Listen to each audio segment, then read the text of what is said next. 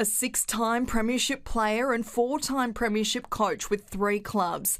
There has been no bigger name in football than Ron Barassi Jr. It's Ron Barassi, no doubt one of the greatest coaches Australia's ever seen, and wherever he goes, success seems to follow him in football. Barassi's impact on Australian rules football was so profound, he transformed the game before he even took to the field. After his father's death in World War II, Melbourne lobbied the VFL to have priority access to the son of their premiership player. And so the father-son rule was born. While Barassi was just 4 when his father died in Tobruk, it was an event that weighed heavily on him throughout his life. It seems to me to be getting more difficult the older you get. That's true. I'm more emotional about it. Yeah.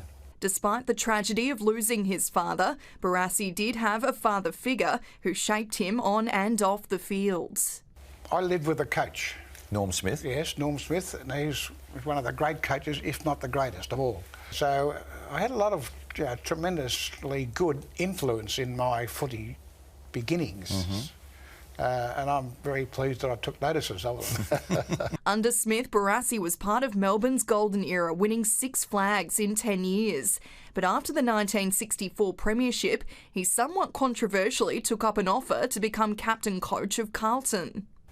I went there for the right reasons. What were the right reasons? Well, I wanted to be a coach. Okay, yeah. And if I'd stayed at Melbourne, I would have had to wait for years. Why? Because your great man, Norm Smith, got sacked midway through the next year. Yeah, but how was I to know that? There, he lifted the Blues to their first premiership in 21 years to claim the 1968 flag.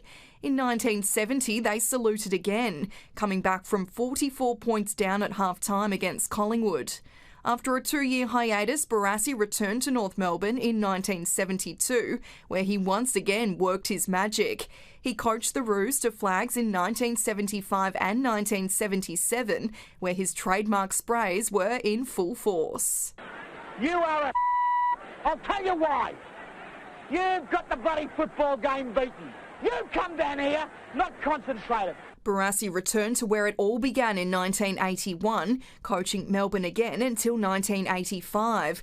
While he didn't have as much success, he still made an impact.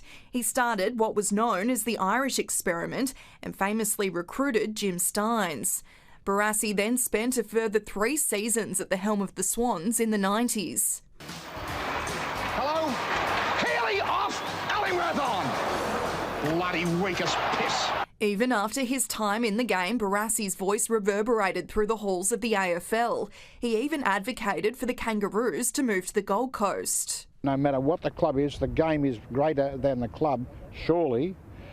So for that reason, I've finally, with a lot of difficulty, said let's go, let North go north. Barassi's health deteriorated after he was diagnosed with dementia, but he did live to see his beloved Demons break through for their first flag since 1964 in 2021.